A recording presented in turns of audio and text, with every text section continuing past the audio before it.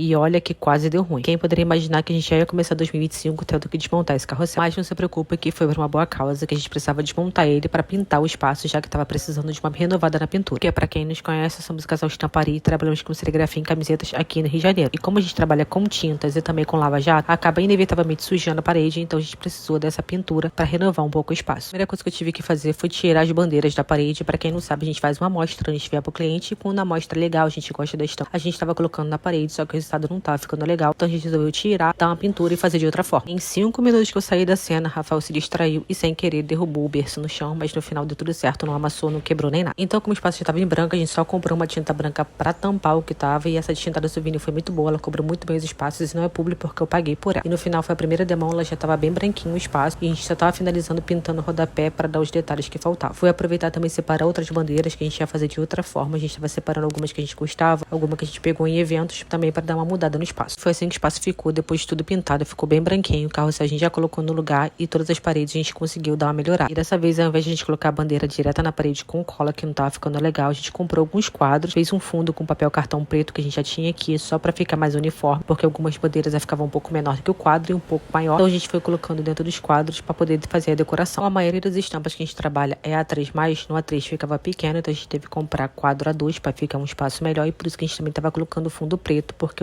a malha também era preta, então ficava o resultado bem legal. E assim foi os quadros que a gente separou. O primeiro Rafael foi colocar na parede com a parafusadeira, mas a gente viu que não valeria a pena e investimos em tudo em 3 anos. No final, pela forma que a gente colocou no chão, a gente foi organizando na parede, o que facilitou bastante. Então algumas molduras eram A2, outras eram A3, então a gente foi colocando uma em cima, outra embaixo, até ficar o resultado legal. A ideia de colocar nos quadros surgiu depois que a gente ganhou essa estampa lá na feira Future Print de um amigo nosso, então a gente precisava colocar ele no quadro porque era papel, não era pano igual a maioria. Então a gente resolveu comprar um quadro para poder colocar ela, e depois a gente achou que ficaria melhor colocar algumas outras estampas também em quadros para ficar bem melhor. Esse foi o resultado final, me diz aí nos comentários o que você achou.